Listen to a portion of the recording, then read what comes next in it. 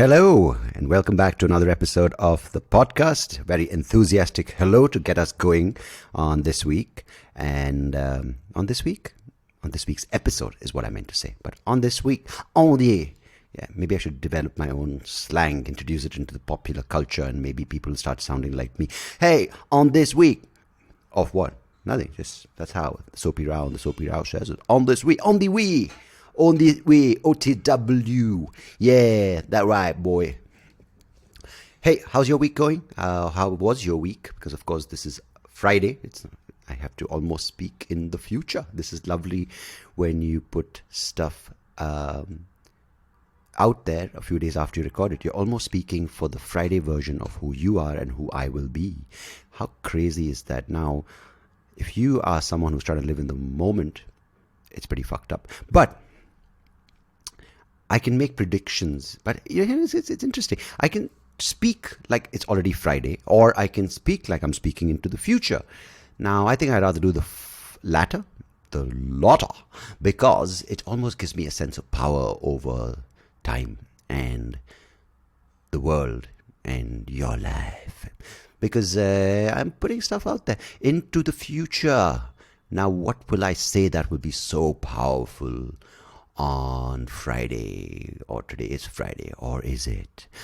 Well, I think just enjoy a couple of drinks. It'll be fun because that's, there's so many people now who are taking shit so seriously. And I've spoken about some aspects of this, but do you see these guys now using these CGMs? Everywhere you go, these guys are, biohacking, because my body, my numbers, my data, unless I have data sets about my body, I don't know how it is. And yeah, these guys, and I beg your pardon if you're one of these guys. Actually, I don't, but I don't know exactly, but they look like douchebags, especially on these.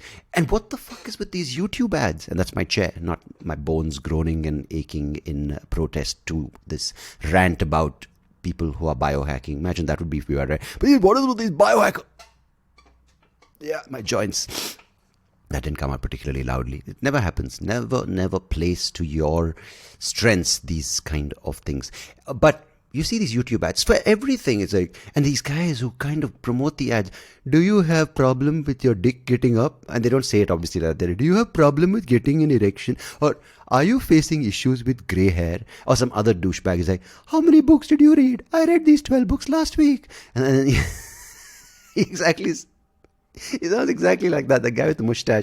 Hi, would you like to be successful? I will tell you how to be successful. There are these 12 books. Would you like to read Ikigai? Would you like to read Sapiens? I'm like, fuck you, man. I'm just trying to watch a hot golfer hit a beautiful drive 300 yards. And you're like, would I like to be? No, I would not like to be you. Thanks.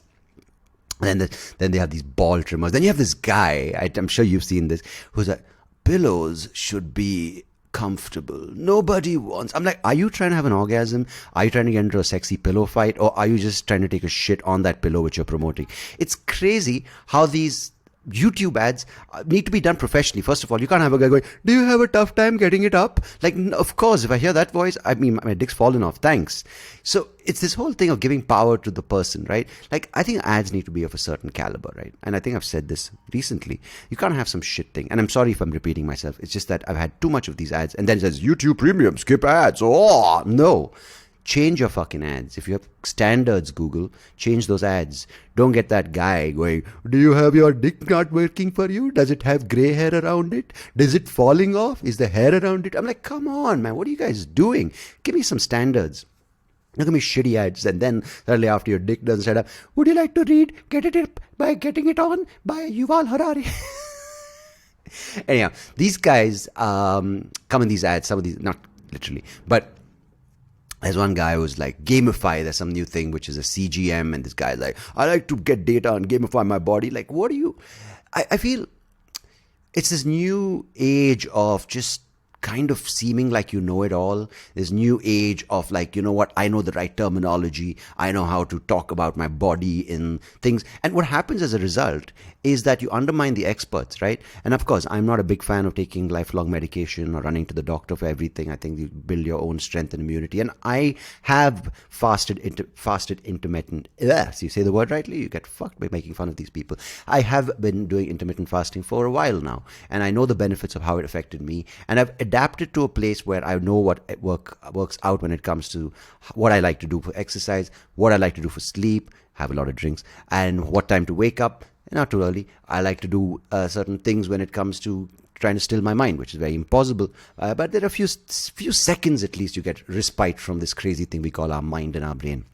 But it takes time to figure it out. When you're flushed with these ads like Getting Your Dick Up or CGMs and Gamify, it again becomes this rat race competition. Did you get into IIT? Gamify your IIT. Like, it's just so ridiculous that we take anything that is good, because CGM is just a device which monitors your glucose. It tells you what's spiking your sugar levels, what is not spiking your sugar levels, what is good, what is the kind of base rate of your glucose. And of course, still people are like, I'm like, have you checked your insulin levels? Like, oh, my HbA1c. HbA1c? I don't know. HB. I could be wrong there. I don't read. I only listen. So apologies if I got that wrong. But they're like, yeah, my sugar is 85. I'm like, sugar, insulin.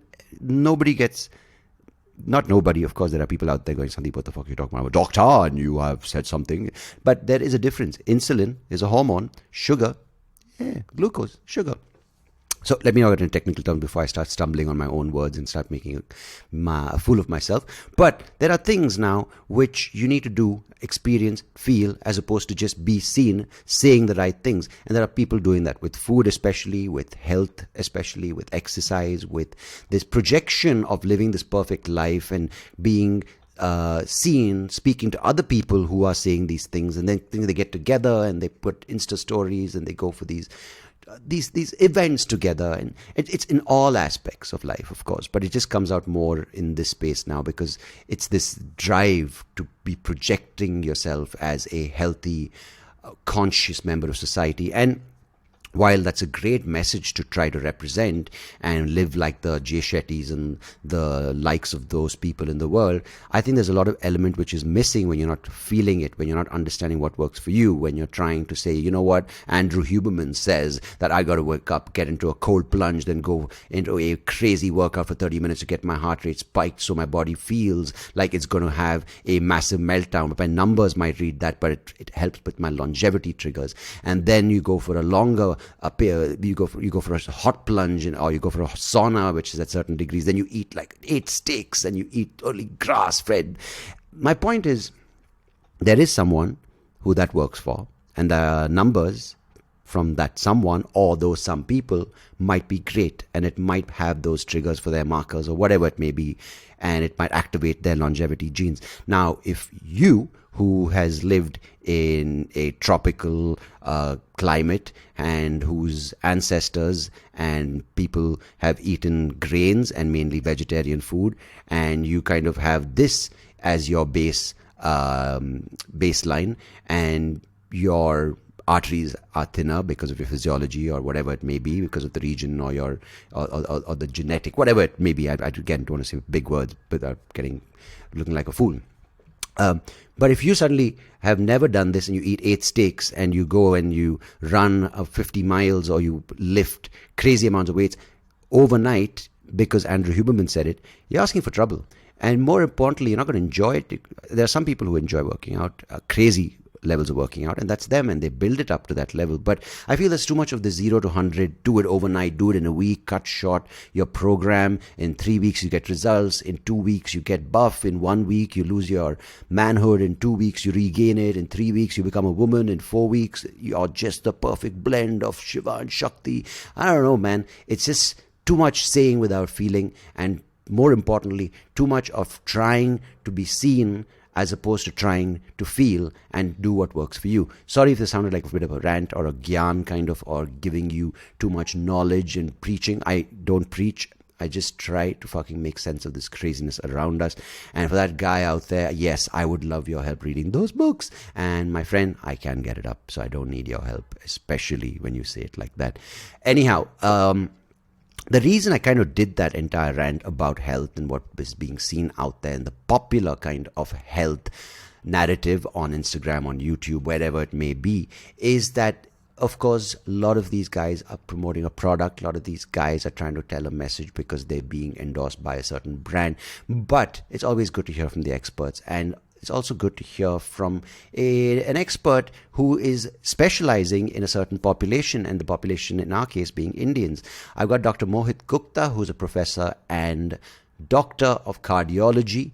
He is, well, a very, very knowledgeable man. He's also been recognized and given a lot of accolades for his work and his research. He's collaborated with some big institutions for preventive care, for post-heart surgery care, and there's a lot of work he's done. You can check out all his links and the links to his work in the description. But in today's episode, I wanted to ask him about the data he's seeing today. Like, why are so many people in their 30s and 40s just collapsing? Why of a heart attack, right? When all their markers might look good. They might look fit on the outside. They might look good and they might look healthy, but at the same time they're just dropping dead like flies. Not just like flies, maybe flies don't drop dead, flies they flutter down dead, right? I don't know, they have wings. Why are people so hooked onto these special diets? Why are people so sort of desperate to find something out there? They're constantly looking for that perfect workout, that perfect thing. Why is there so much noise around this topic of health and heart health? And why is everyone going around talking about LDL, HDL, cholesterol, all these various things? Why are they becoming important? More importantly, why are people not able to understand it? And how does someone make sense of all these things? What does someone do which is sustainable for them without getting overwhelmed by all the information out there? So Dr. Mohit Gupta and I break it down. I fortunately, was able to ask some of the questions I wanted to, and hopefully that reflects some of the questions you may have. And it was nice back and forth. And Dr. Mohit Gupta, of course, with all his knowledge, was kind enough to share his takes on what's going on, what needs to be done, what he does, and hopefully those things help you make sense. Well, I've said my piece, and let's pass it on to Dr. Mohit Gupta and the SoapyRao of the SoapyRao show on this week. And for all of you listening, I appreciate it. Take care of yourselves. Till next week, goodbye. God bless. Cheers.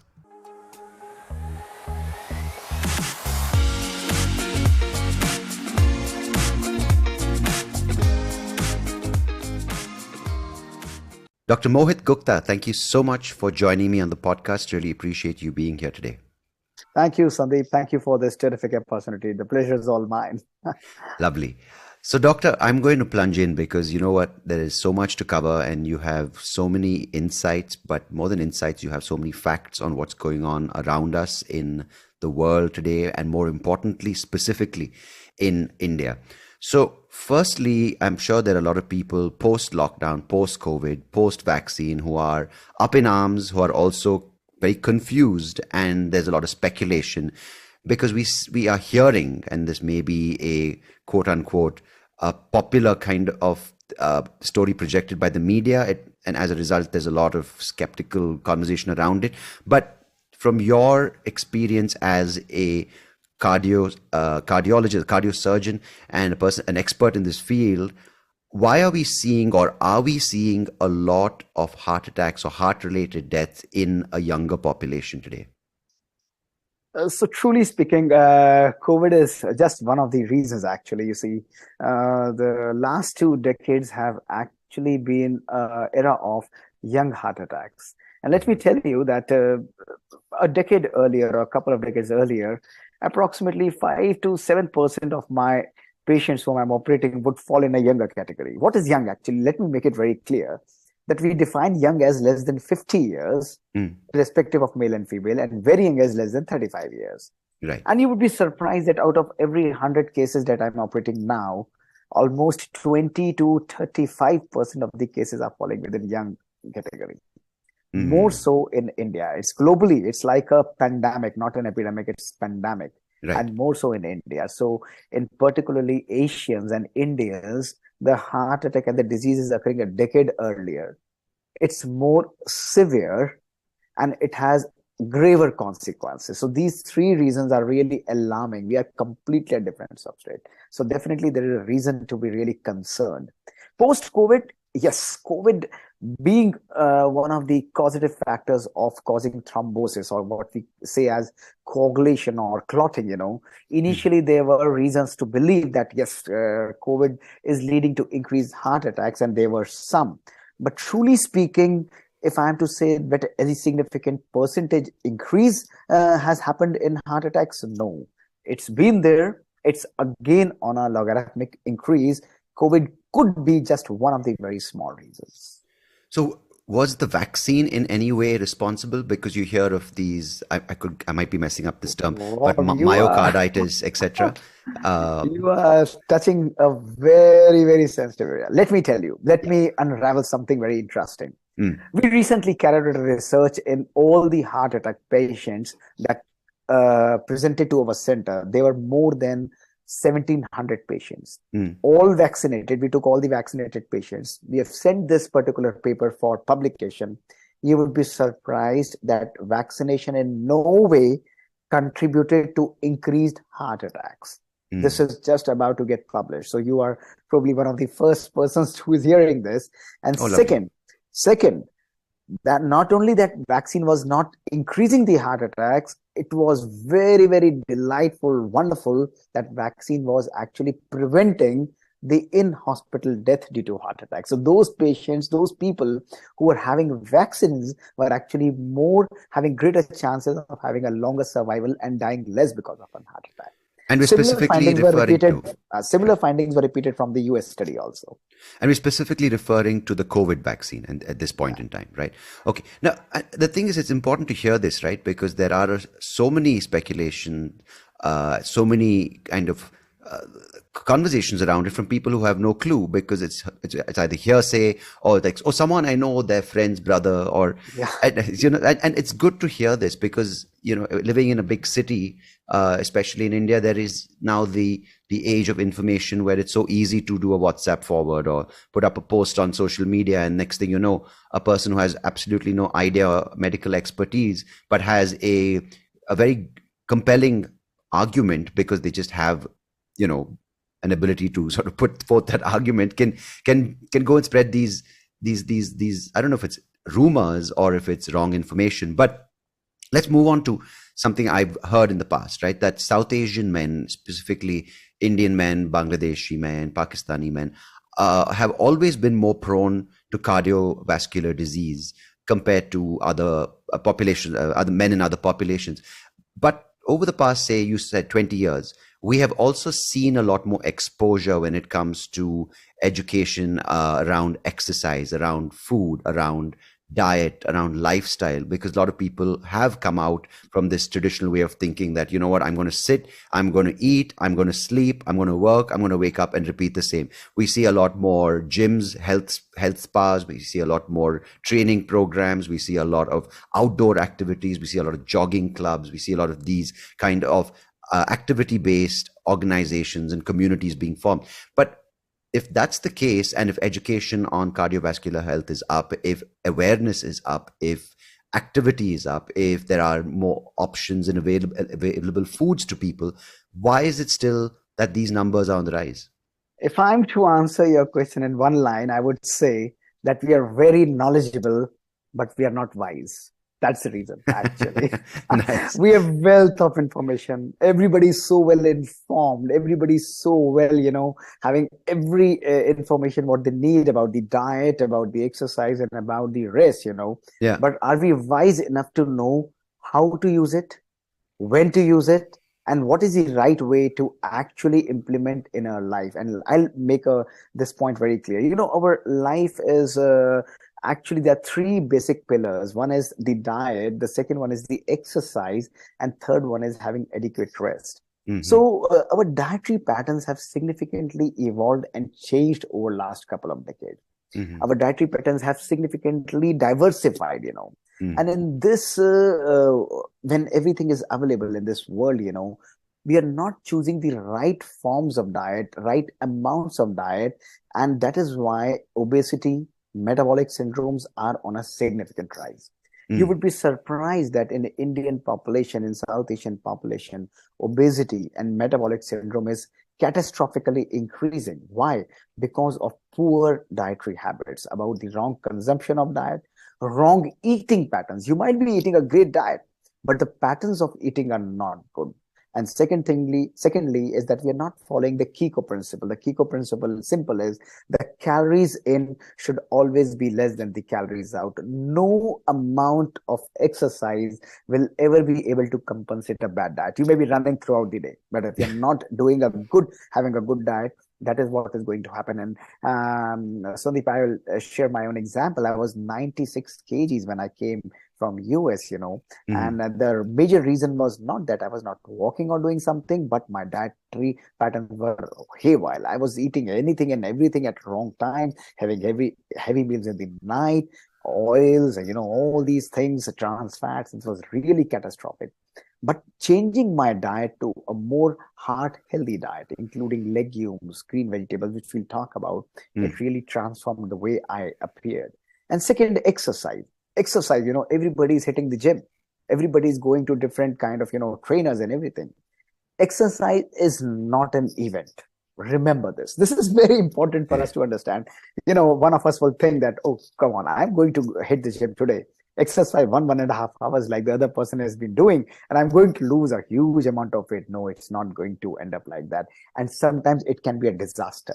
Exercise is a process. Lifestyle is a process, and we have to put ourselves in process over a period of time to evolve. So it's about gradually building your capacity while maintaining consistency. You understand that? That is very important. You're consistent. Yeah. No, let me just play devil's advocate here, because I'm sure there are people listening right now like, no, but you know what? I want the carnivore diet, and I want to get into a high intensity intermittent or it's called high intensity interval training workout, where I want to just eat a lot of steak and protein, and I want to burn that out with doing crazy CrossFit kind of exercises. And I've read on every blog from some Western trainers or from fitness gurus in the West, or from podcasts about health in the West, that this is the way to burn and maintain musculature, or as I get older, to build my frame and to keep that strong. So why should I not do that? And if you're not concerned about the 3 times higher fold of all-cause mortality and cardiovascular death, one can do endurance exercises. But if one is really concerned about his health, can you take me through that? Okay.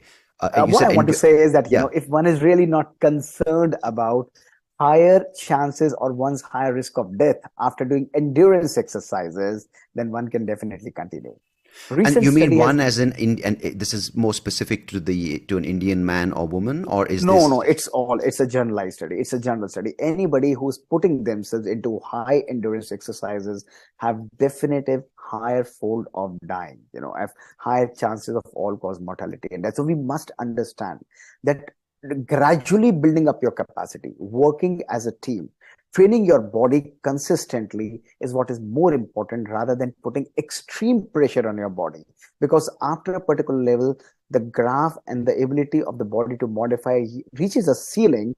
And after that, whatever level of exercises you are doing, it may or may not get benefit, but it starts producing harmful effects on your body. So definitely these were the propagandas, these were the Western literatures that people are going to have a huge amount of proteins, of whey proteins, animal proteins, and then you hit the gym, do a lot of cardio, a lot of, the weights and something, and you will try to modify yourself. No. Today, science is going reverse. Science has clearly shown that those people who are maintaining consistent, moderate intensity exercises with intermittent high intensity, they do much and far better as compared to pure endurance exercise. So these programs develop like P90X, Insanity, HIIT, CrossFit. If you're able to develop a consistent pattern, at the same time a good threshold where you can do this from a young age, then you might have a chance. But still, this is considered as high endurance training, and it's not recommended at at high intensities for a long period of time, is what you're saying. Absolutely. I don't want to discourage people who are doing it. You can go ahead, but not in one day. Gradually build up your capacity. Balance it with a good healthy diet, vegetarian diet, or whatever diet you feel. It should be a diet which is balanced in carbohydrates, high in proteins. It is very, very important, so that your body musculature is able to maintain its own strength every day. So it's all about balance. But for a larger group of population, almost 90 to 95% of our world global population, I would recommend a more moderate and a balanced approach towards exercises. That is very, very, very important if you want to have a good and a healthy life. So you would say someone who's working a regular shift at work, who has like say an 8 to 5 or 9 to 5, how many hours, they're pretty sedentary when it comes to if they're traveling to work, they're sitting at a computer or something like that. You would say don't do that and come back and hit 2 hours at the gym with crazy strength training, weight training, or cardio, or one of these intense programs. But you're better off waking up in the morning and doing more low to moderate intensity, like a brisk walk, or even a fast jog, or something to sort of that suits you and you're able to do without too much exertion or too much too much strain on your body, right? Perfect. So how would I take it as? Suppose I have to take 10 rounds of 100 meters with moderate intensity walking, something like a brisk walk in which I'm not able to talk comfortably on phone. I would mix it with 2 rounds of running or high intensity running. So this is how you are balancing moderate with high intensity, and that is very, very important. And second tip, which I would like to give to all of our youngsters and on those people who are really professionals, that sitting is the new smoking. So what is the suggestion? If you are not having a really focused work, what you can do is you can have your desk or a laptop raised at a higher level. Instead of sitting on a chair, sometimes most of us, what they do is we are now standing. Even while seeing the patients, we are standing, we are talking to them. While doing some particular work, while reading some particular thing, you can just stand. And when you are standing, you are actually burning your calories. Your core is getting automatically activated to maintain that stability. And that adds to your burning of calories and maintaining your own inner strength. So you have to find ways, not taking lifts, not taking elevators, taking stairs. All these small things are going to give you lots and lots of benefit. So the thing is, now there is such a thing we discussed, right? There's such an explosion when it comes to health and fitness, and everyone giving tips and everyone saying put on a Fitbit, 15,000 steps every day, and count your calories, count your rest, whatever. So you are coming as a professional medical expert who has dealt with the final problem, which is when a person goes through cardiovascular failure, a heart attack, or things like that. So you're actually helping people and trying to save their lives when all these other things don't work, when it comes to lifestyle hasn't things. So they've pushed their limits, and finally you're trying to intervene. But you can say, and I can pass on the message saying it's about balanced lifestyle, right? Now someone goes to the gym and they've paid up for a 3-month subscription. Now there's no doctor like you telling them what to do, but there are trainers. Some of them, of course, are fantastic, who have certification, and they actually have a degree in whatever, in sports medicine or in related fields, which give them the knowledge and as a result the discretion to help these people and put them onto something balanced.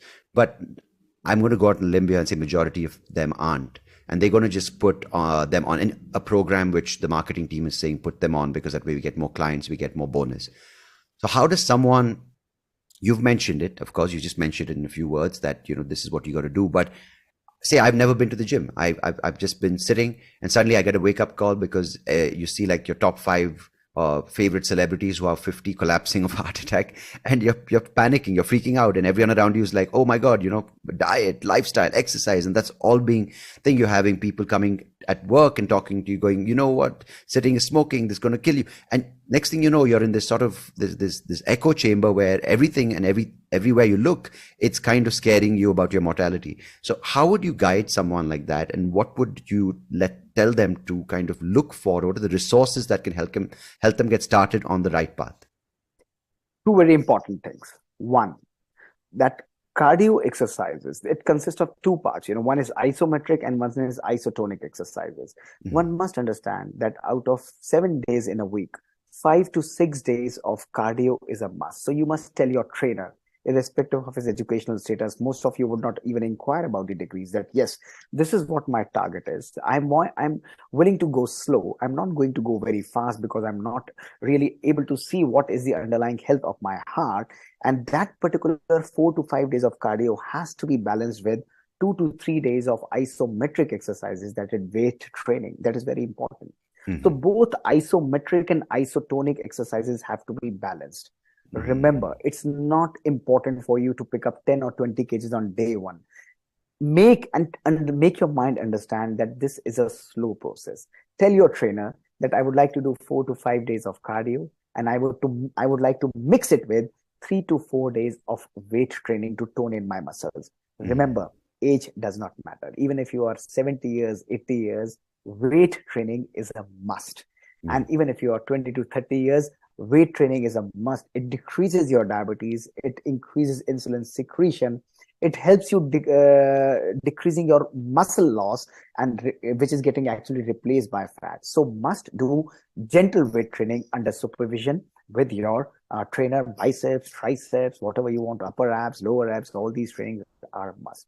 But remember, go slow and build up your capacity every day. Feeling Nice. competitive that other person is doing 20 reps or 30 reps of the same exercises, I should not be jumping to do the same one day. I'm happy with doing 2 or 3 repetitions of 5 times each. That is going to help me. That training has to be fed in mind. And Sandeep, you would be surprised, this is the reason that majority and many of our young people are losing their life in gyms, because of the sense of comparison, that compulsion to achieve that particular target at a faster level, much more than what their capacity is, without actually knowing what is the underlying status of our heart. That is Mm. why, again and again, I reinsist, reinforce, tell everybody who is listening, go slow. Understand you are in a process.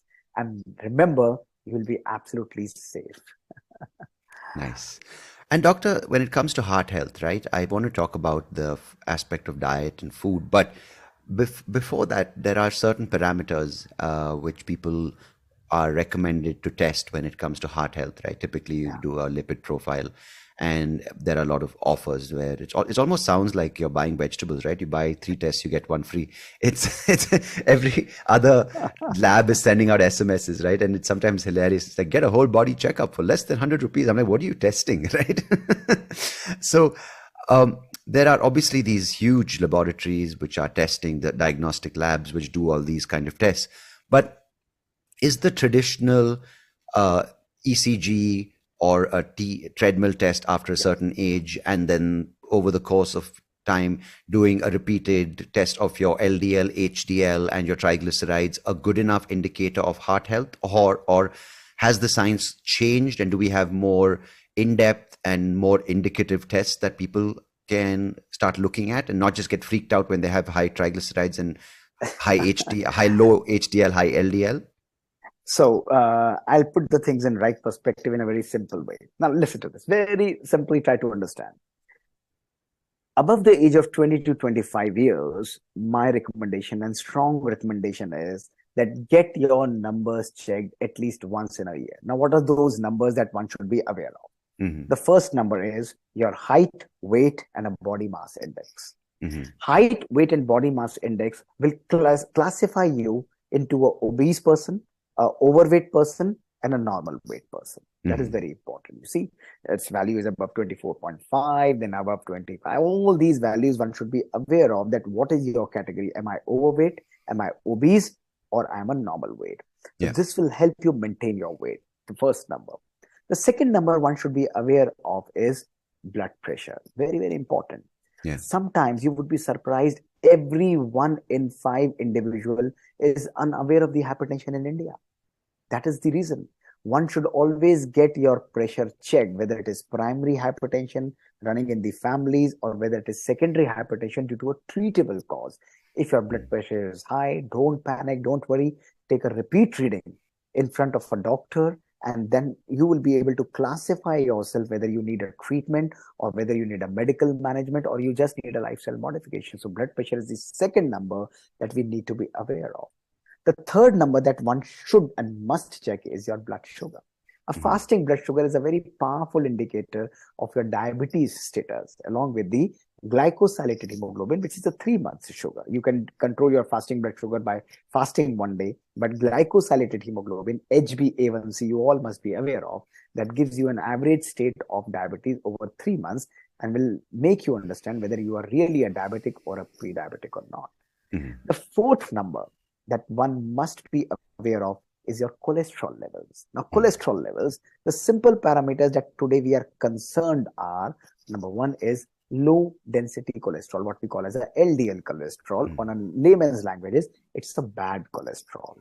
If your bad cholesterol is high, it's more than 130, or if more than 160, it's alarming. We need to go and consult the doctor. It's a very powerful risk factor for contribution to heart diseases. And those patients who are already cardiac patients, this level must should be below 100. Sometimes this is running in genes in families. So getting your LDL cholesterol checked is very, very important. Yeah. Another very important marker in Indians who have truncal obesity, or what we call as like a Gajanand obesity, this is a triglyceride. Hypertriglyceridemia, which is of two types. One of them is really harmful for health. So these numbers also have to be kept in control. And the third parameter, which is very important, is the non-HDL cholesterol. Any value above 130 is bad, and below 130 needs to be treated.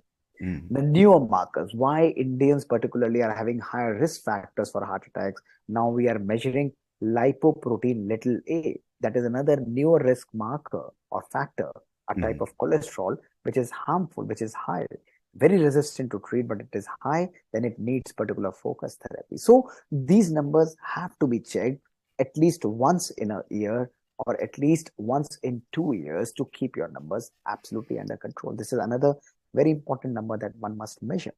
So these are basic parameters which one must keep in control. These are the numbers. Get them checked not from a lab which is near your home, but a lab which is accredited or certified by the national bodies. Very important.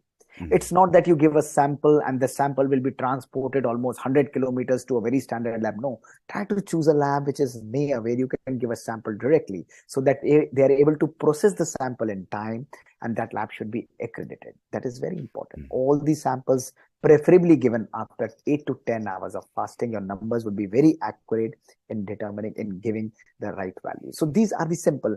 Then many people are propagating homocysteine, CRPs, all these markers. I would not recommend that. I would not absolutely recommend that. Focus on these simple parameters.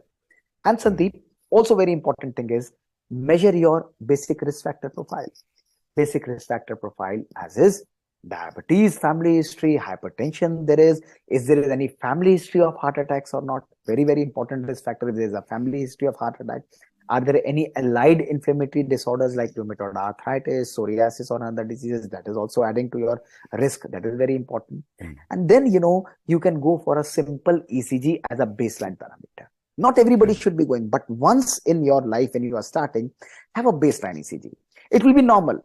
What is the advantage? Advantage is that this will act as a reference in case you have any event in near future, as a comparison whether there are any fresh changes in ECG or not. So this will add as a reference parameter. Otherwise, advanced tests like TMT, like echo, routine in all the patients, they are not indicated. They are done generally symptom guided, or once you are going or qualifying for a particular job. So you do these simple things, these simple parameters, get them checked, and most of the time you will be able to take care of your numbers. And last message is be alert. Anything that develops that you are noticing, that an activity which you were able to do earlier comfortably, but you are uncomfortable, like Dr. Saab, I was able to climb 2 flights of stairs, but now I have to stop once in between. I was able to walk 200 meters, but I feel a little breathless. That is alarming. Get yourself investigated immediately. Pre and post COVID, it doesn't matter. That's the signal that you need an investigation, advanced investigations like a treadmill test, like a CT coronary angiography, or like a radionuclide testing, whatever your doctor's wings is the best one. Just to give you an overview. Oh, that's I think really important for people to get a sense of, right, without panicking, running on Google and saying, "Hey Google, I'm feeling breathless," and it says your head's falling off, something. But can you talk about two things? Because when we first spoke offline, we were talking about this recording, and you mentioned the idea of course, we mentioned lifestyle, but you talked about stress. So in context of that, could you talk about how important it is to be aware of inflammation and insulin? Yeah. stress, very important. This all started with one of the landmark studies published in Lancet called the Interheart study. It was revealing, Sandeep, and I'll tell you what happened was, even I was taken aback. In the sub-study and the analysis that they carried out, you would be surprised that out of all the risk factors that they analyzed, psychosocial stress and anger had the fourth highest attributable risk in causation or occurrence of heart attacks. Now, what is this? Stress people think is an integral part of your life. Now, I think that's something that is not natural. How can that be an integral part of our life? This cannot be. This is only that, people say, I'm managing my stress. I say, no, I don't manage my stress. I manage my own mind, because stress is not innate to me. That is not me. Why should I manage stress? Today, we have inculcated stress in three forms: my general stress, my work stress, and my family stress. There are various parameters for this. In the study that we conducted in our heart attack patients recently, more than 1,400 patients, 93% of them had severe to moderate stress. Now, this is revealing. This is very, very powerful. This was contributing to occurrence of higher events. Now, how and why does it become important? Let me put the things in right perspective. In one of the landmark papers that we published in one of the journals, and we also presented in European Congress, what we did was, we started analyzing young people. I was operating young people, and one of the young persons who came to me without any risk factors, almost like a dead body, we resuscitated him. And when we were able to save his life, we interrogated, we talked to his family, and came to know that he was almost on the verge of a divorce. And his wife and they were not in talking terms. And when I talked to them, I requested his wife that, come on, you guys really need to spend some time with each other. And just do one favor, that you are parting 1 month later. Why don't you hold his hand and come to my OPD for only 4 weeks? And she said, okay, sir, because you're saying I'll do this thing. And you would be surprised that when they started giving time to each other, one chartered accountant, one IT professional, they started understanding each other, accepting each other. And 4 months down the lane, even 4 years down the lane, they are still coming. They took their divorce papers back. And that is the time I knew that what as doctors we are doing is, we are not doing a job better than what a washerman is doing. You talked about infrastructure. You talk about 5-star hospitals. You talk about everything, healthcare systems, which have evolved globally like magic.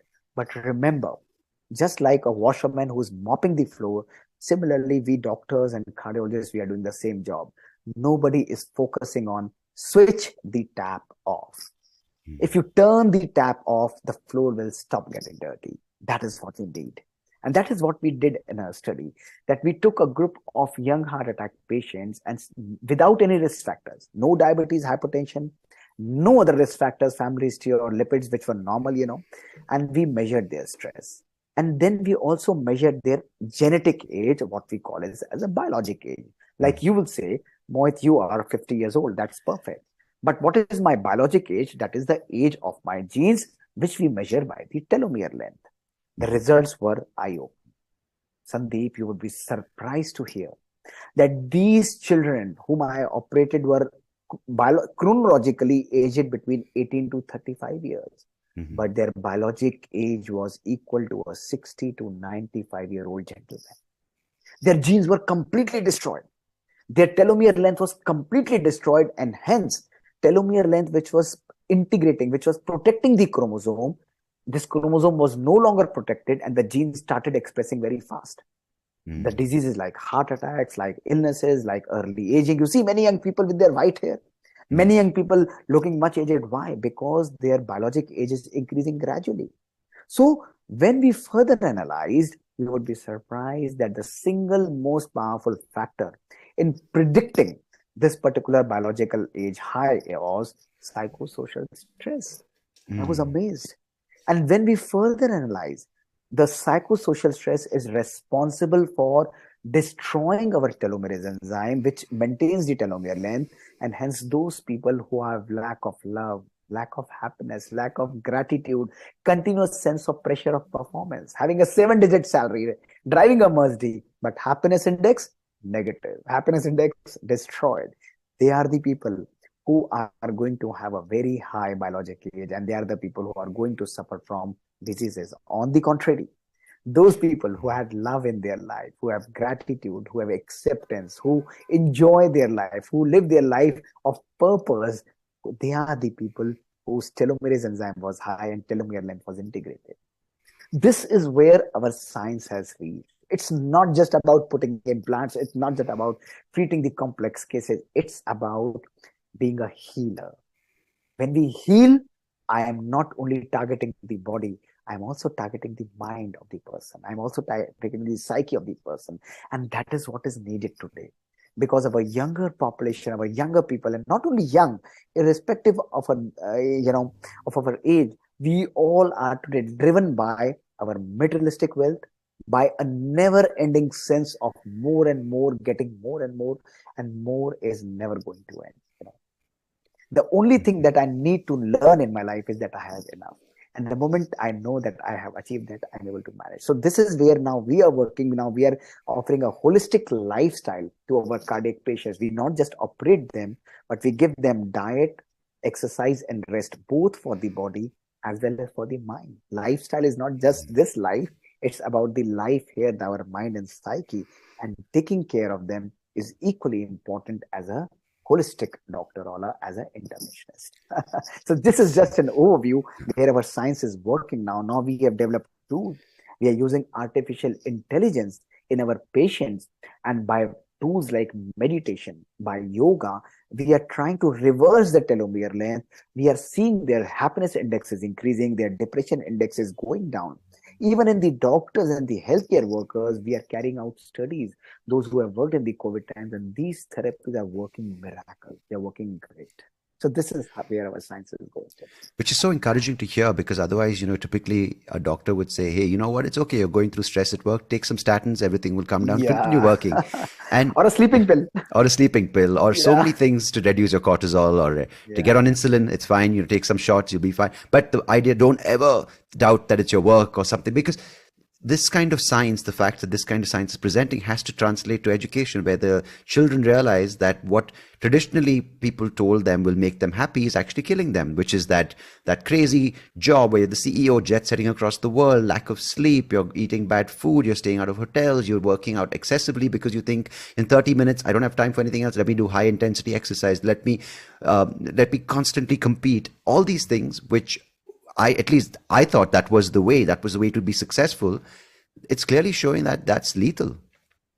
Sandeep, you would be surprised. I often wonder, when I'm interacting with young groups and various institutes of repute like IMITs, I talk to people, they say, we have created more successful people. I often say that, it's not about successful people. Today, we are creating intellectual fools. We need to have a generation that is empowered. I would be happy if we create more happy people, those people who are happy, those people who are stable. They are bound to be successful in their life. It's impossible that happy people cannot be successful. But successful people, whether they'll be happy or not, that's a big question mark. So we need to inculcate these things right from our school education now. First, parents have to accept this thing, that this is the need. And happiness is not a destination. Sandeep, may I ask you, we all travel, isn't it? We will always say, have a very pleasant what? Sandeep, journey. You would say, have a very pleasant journey. We never say, have a very pleasant destination. Life is all about journey. We never say, have a very pleasant destination. So similarly, our happiness is not at the destination. It's all along the journey. Create it right here and right now in everything that you are doing. Magic is going to happen. Doctor, to add to what you just said, I remember talking to someone and I said, if you're so unhappy with what you're doing at work, why don't you just resign and find something that you enjoy? And he said, yeah, it's really affecting my health. And I said, why don't you make that change today? He's like, no, I need to save up. I need to have enough in the bank. So in a couple of years, I will then quit, and then I will get healthy, and then I will relax. I'm like, it's exactly what you just said. These certain conditions have to be met for me to be happy, healthy, and relaxed. Why?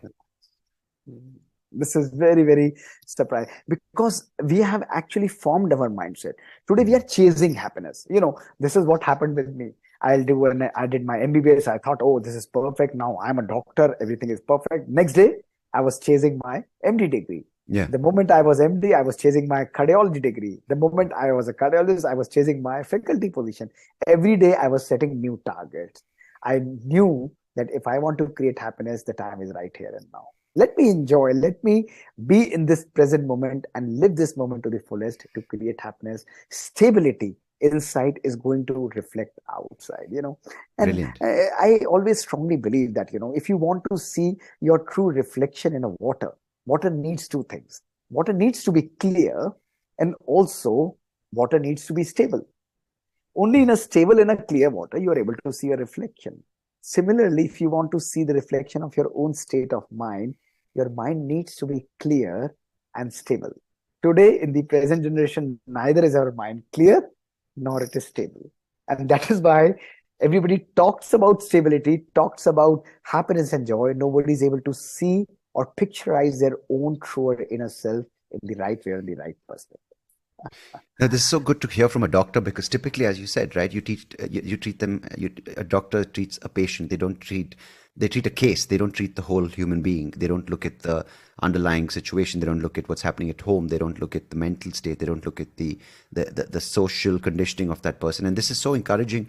And I hope this is the way that all medical experts are approaching health going forward, because clearly there was a role that the old way played, and clearly that time is gone, and we need to adapt, and we need to change from science to literacy to education, the messaging, because it's not just one field that can do this alone.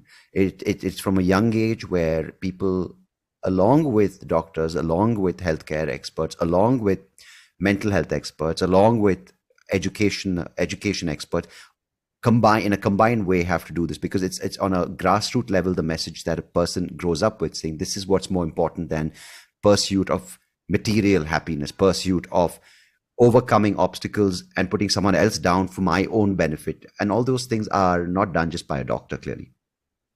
True, absolutely. It's very important for us to come and have a collective responsibility. And today, Times Magazine, it published a very beautiful article with the science of epigenetics. It has shown that these are newer tools like meditation, like yoga. These are the therapies that are going to create a very powerful impact on your own genes and your body. In fact, Dr. Robert Waldinger is a famous scientist from America, from Harvard. What he did was one of the famous studies called Grant and Glueck study. And all youngsters, and we all should be aware of this. And what he did, he followed up around about 600 men from Massachusetts, Boston, for over 75 years. And he's found that the single most important factor that was leading, or that was predictive of a successful and a happy life, was having good relations. Very, very important. Good relations, not just with your own self, but with your family, with your friends. And that can come only by your own inner stability, by appreciating each other, by accepting each other, and by understanding each other. That's the crux, that's the essence. This world of technology, what I often say is a high-tech world. Now, this world is back to what we know as a high-touch world. We need touch and compassion in our life. Technology has driven us crazy. It's our own creation. Today, we are no longer the master. Technology is controlling us. But when we talk about touch and compassion, it takes care of everything. It heals, it nurtures, it rejuvenates, it relaxes, it completely reinvents our life. We need to touch stuff that doesn't give us a haptic feedback. We need real feedback from a human being. Yeah.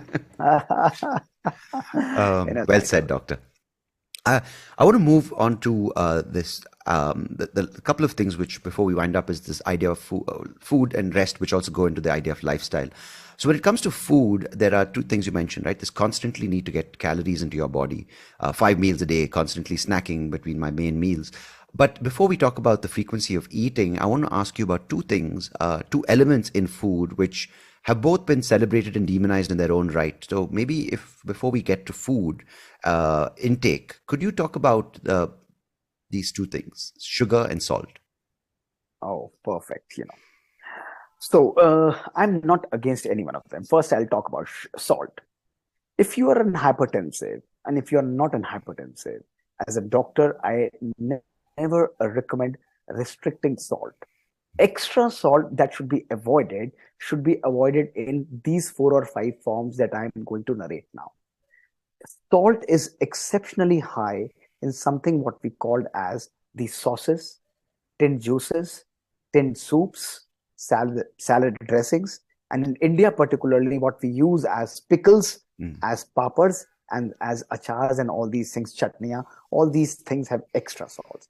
We all have a habit of consuming or pouring and sprinkling salt over our fruits and vegetables. You let go of all these things and have a normal diet, because a diet without a salt is not good. So my message even to a hypertensive patient is restrict and use moderate amount of salt. So less than 2 grams per day is allowed to you. Second, which type of salt? People have advocated different types of salts. Some have even marketed different kind of salts. Let me tell you, till date, there are no evidence-based proper trials that have been conducted. All forms of salts have been shown to be equally beneficial, and if consumed in more than what is recommended quantities, they are very, very harmful. So moderation is the key. Use a diet which is having a normal salt.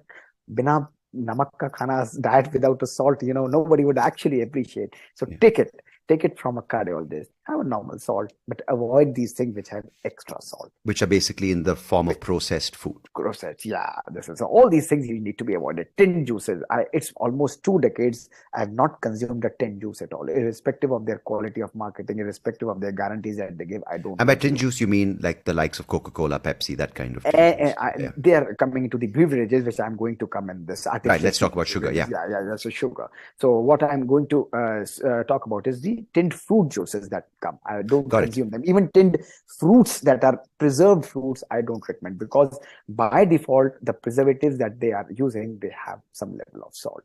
Okay. So what about sugars? Sugars have to be consumed in moderation, as moderately as possible. I have a sweet tooth. I love eating sugar in different forms. That is perfect. Chocolates or something like that, that is perfect. But consumption of aerated beverages, consumption of sweetened and artificially sweetened beverages, if one is consuming them regularly, remember 20% increase in diabetes. 20% increase in diabetes. If we are regularly consuming these beverages and sweets, if it is constituting more than 15 to 25% of your caloric value, remember 15 to 20% increase in all-cause death. So my message is serious and significant moderation in consumption of sweets. Very, very important. Use them. If you love sugar, if you love sweets, take them in half a portion. If you still want to have them, make them in 4 proportions. Have small quantities so that you can have it more often. But consuming large amounts is going to be harmful.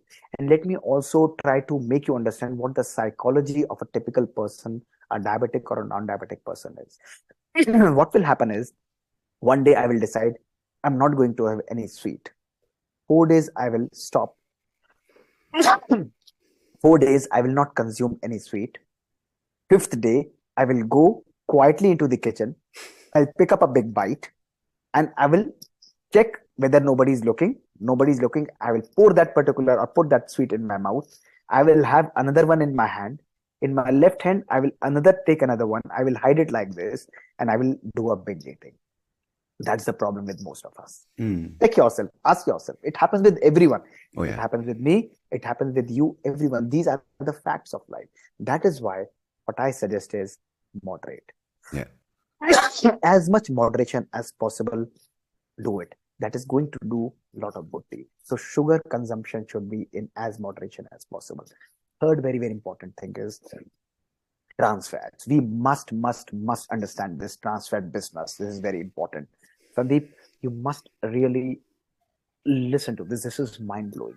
I am not against these changes. Now, what happens is, in today's world, everybody wants everything instantaneously. I and Sandeep are sitting and planning a wonderful meal. And Sandeep says, Dr. Mohit, would you like to have a samosa? I said, oh, I love samosa. He said, don't worry, I'll get you a samosa in 20 minutes. I said, 20 minutes, you'll get me a samosa. He says, he calls a fast food chain and he says, I want 2 samosas packed for me. And the samosas come and they're very, very tasty. We all enjoy. But how all this is working, I'll tell you. The moment Sandeep or I call a chain, not to name a particular chain, what will happen is in a already a boiling oil, a half cooked samosa or a half cooked that particular potato base that will be put into that oil, and this will get prepared in 2 to 3 minutes. It will be taken out 2 to 3 minutes to cool off. It will be packed and served to us. But in a already boiling oil, when a half cooked samosa is put or similar kind of thing is put, it liberates or it releases something which is called as trans fats, which are very, very, very, very toxic and poisonous for your arteries. It causes acute blockages and can be really disastrous. These are called trans fats. That is why when you need to have or consume something which is oily, no problem. Enjoy whatever you want to have. Use a fresh oil and fry it in one go. Remember these two things. Use a fresh oil and fry it in one go. When you are doing this, what happens is you decrease the release of trans fats and decrease the risk of heart attacks and blockages. This is very important. So these are simple things which we are not aware of. Not against something, but regular consumption of these things is really, really harmful, Sandeep. Right. No, these are such daily things that we never really give a second thought to. But let's get to this thing, doctor, because you mentioned samosas and snacking. How much should someone eat? Because there are so many different dietary programs. There's so many different people telling you, wake up, breakfast is the biggest meal, the best meal of the day. Don't go hungry. You mustn't eat before you sleep. You must eat 5 meals a day, 3 healthy, 2 snacks. So what is, I wouldn't say the ideal amount My of food. mantra. Yeah, but what would you recommend? How much is enough? Let's maybe talk about that. I have explored various kinds of diets.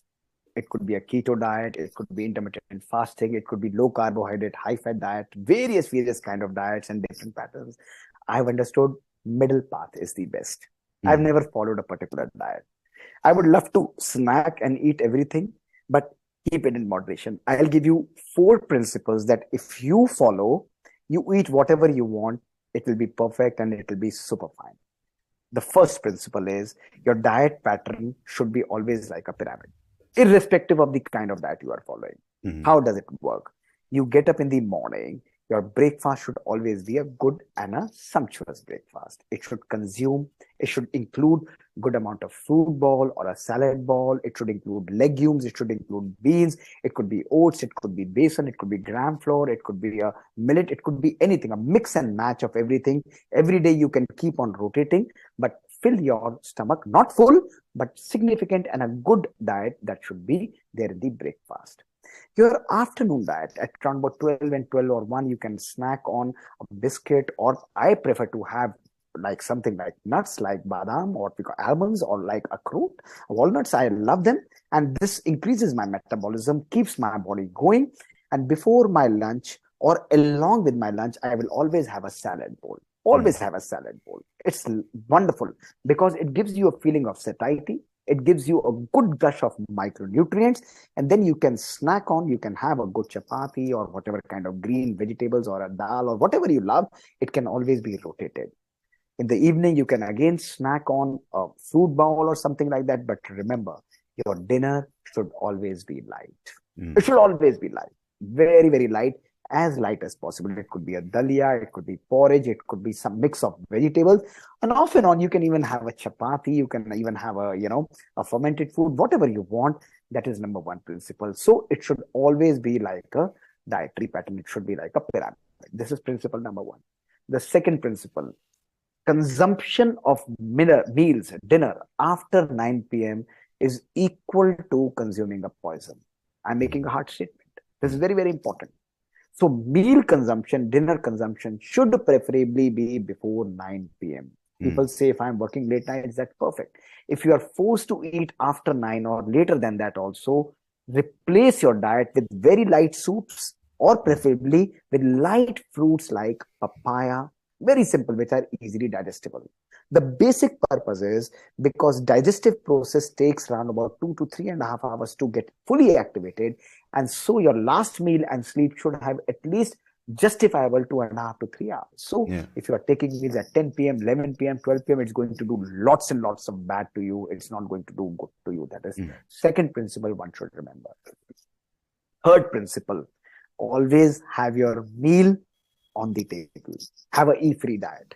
Studies have shown a significant advantage of that. You know, our typical dietary pattern, Sandeep, is what? I'm looking into a laptop. Here is my mobile like this. I'm talking to my friend and I'm having a sandwich in my hand and I'm eating like this with the television going on in front like some kind of a cereal. And the whole system, I'm neither able to savor the food. I'm neither able to enjoy the food. Take an aroma of food. Enjoy the food. Give 5 to 10 minutes of powerful vibrations and then enjoy that particular food. This food will really act like an amrit for you, like a nectar for you. Very important. Have an E-free diet. You have 10 to 15 minutes at least for yourself. This is what you are working for, my dear friends. Even if you are having millions and millions, 15 minutes is what I'm telling you must have. Sit on the table and have your plate half full and then enjoy your diet. My fourth mantra to you, very, very important mantra to you, is never eat directly from the packings.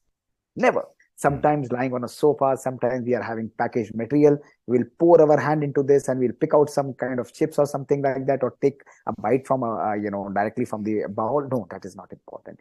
It's very important is to pour little amounts into your own plate and consume that particular amount and then enjoy. And my fifth mantra, very, very powerful mantra, which is very important, is take out time to relax and enjoy. Have your meal with family. Don't have specific meals for specific people. It is very, very important. It is very, very important to eat together as a family. It's been 40 years in my family. My father is a gastroenterologist, mother is a gynecologist, sister is an entrepreneur. We all four connect together with each other and enjoy our meals together. That is very important. These simple principles are going to create wonders in your life, magical wonders in your life. Use these principles. And then there are various dietary patterns. I can talk about hours and hours. What are the advantages and disadvantages?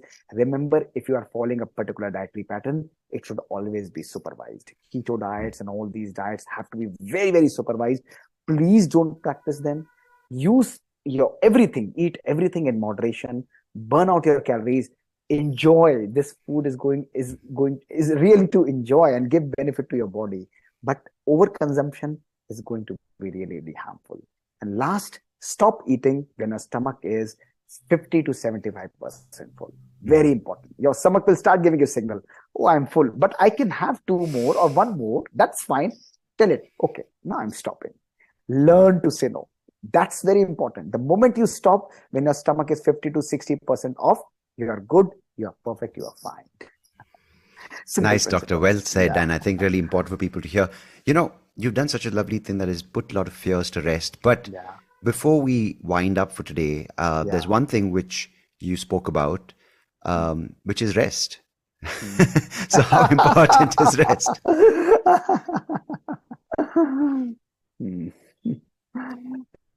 So yes, can you tell my listeners what your theory and your approach to rest is before we wind up today? So actually, it's not my theory. I'll talk about something which is very practical. You know, when we talk about rest, most of the people say that, Mohit, you have been sleeping for 4 to 5 hours over last almost 20 to 40 years. And how do you manage that? And my simple answer to them is there are 2 things in your life which you can increase as much as you want and you can decrease as much as you want. And the quantity is less important as compared to the quality. Quality is more important. One is food, we talked about. You can increase as much amount of food, but quality is more important. And similarly, the second thing is rest. You can sleep as much as you want, but more important is the quality of sleep.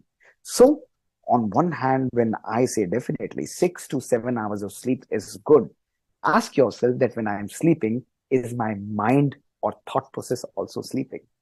So I'm going to give you a few messages that why it is important is to have a good and a powerful sleep. Sleep is important because sleep hygiene says that after around about 9 to 10 to 11 p.m., your serotonin and the melatonin, which is the sleep hormone chemical, it increases and releases in surplus amount. And that is the time that when around about 10 to 11, one should go off to sleep. You will have a very good and optimum quality of sleep. Now, what we do is we keep on suppressing and overpowering this, and we keep on keeping ourselves awake and sometimes go off to sleep at 12 and 1 a.m. without any particular reason, watching television, and that disturbs our sleep because we are programming our mind, we are giving continuous input to our mind, and our sleep is never going to be very comfortable.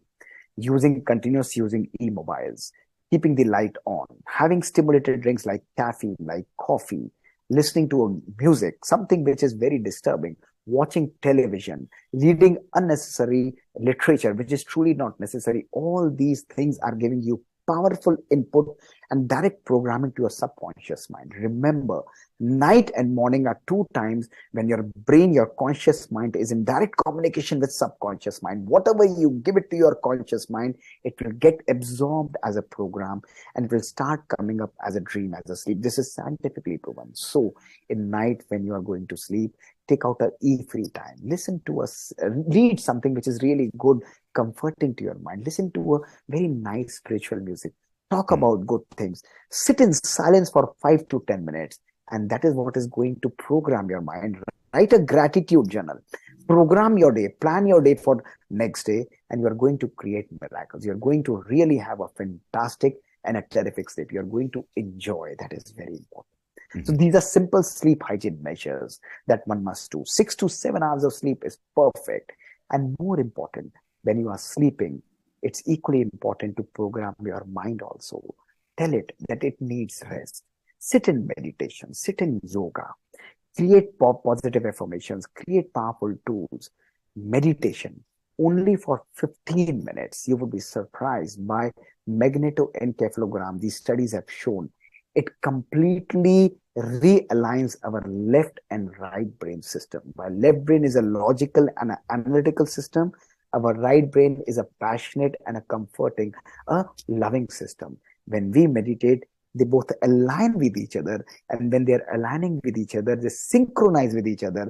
Our sleep pattern, our performance pattern, our memory power, our cognitive power, our ability to multitask, our ability to tolerate things, it becomes much, much, much more powerful. So what I do typically is when I sleep in night, I take 5 to 10 minutes of deep silence. I sit in silence. I revisit my whole day, and see that like an actor, my role for the day is over. Now let me detach, remove my old costume, old thoughts, grudges, negative feelings that I'm holding on continuously. Oh, this happened like this. He should not be doing like this. I clear off everything from my mind and start enjoying and existing as a wonderful human being. And then I go off to sleep in remembrance of the Almighty. And when I get up in the morning, I start my day at 3:15, 3:30 a.m. in the morning, typically every day. Start with meditation. No mobiles, no nothing, no media, nothing. I again reconnect with my own self and my supreme power and try to have that wonderful meditative energy to energize my mind with love, with joy, with happiness, with bliss, with knowledge, with purity, and so much love. This is what empowers me. 20 to 35 minutes of silence. Just imagine, just feel that energy. Just imagine how empowered you will be feeling. And then you go off and use whatever you want throughout the day. You are going to have magic. So mantra is sleep for the body, but equally important is sleep for the mind. Check.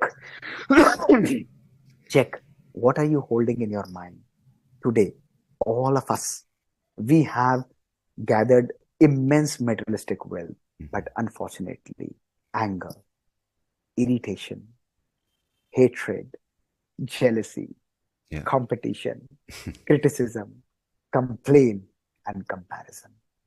These are the 8 emotions with expectations that we all hold in our mind. And however you sleep, how long you are talking about good things, you can meditate, you can give great sermons, but until and unless as a being, we are free from these 8 negative emotions which we are holding on, we are never going to have a comfortable life. My dear friends, the crux of the matter is that you have to create that change within your own self. Your outer world The way you see others is only a reflection of your own inner world.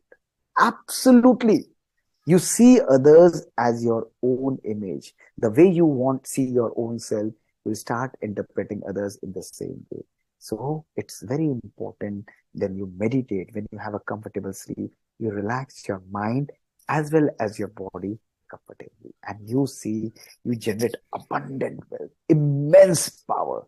You become like a carrier of great positive aura, energy. And everybody who comes and entangles with you, irrespective of his positive and negative energy, is going to get loads and loads of blessings and energy from you. And your day will learn the way you want. This is my mantra for sleep. Well said, Doctor. And on that note, I think you've been such a kind person to share all your information. Yeah, I know you have a very busy schedule, and I'm sure you're asked these questions and you're asked to solve people's problems over and over again. But it's very kind of you to take me through and take people listening through the step-by-step way to approach and look at their lives. So I really respect and appreciate that. And thank you so much for joining me today. Thank you, Sandeep. It's such a pleasure. What a wonderful journey it has been. And I must say that I've been really inspired by the way you have led your life and the wonderful shows and the messages that are being given through you, through this particular platform, to the whole world. And I must end by saying only one thing to all of you, that remember that today is going to be the first day of rest of your life. It's your choice how beautifully you create it. It's only your own conscious decision. Thank you. Thank you so much for this great opportunity. Thank you, Dr. Mohit Gupta. Really appreciate it. Take care.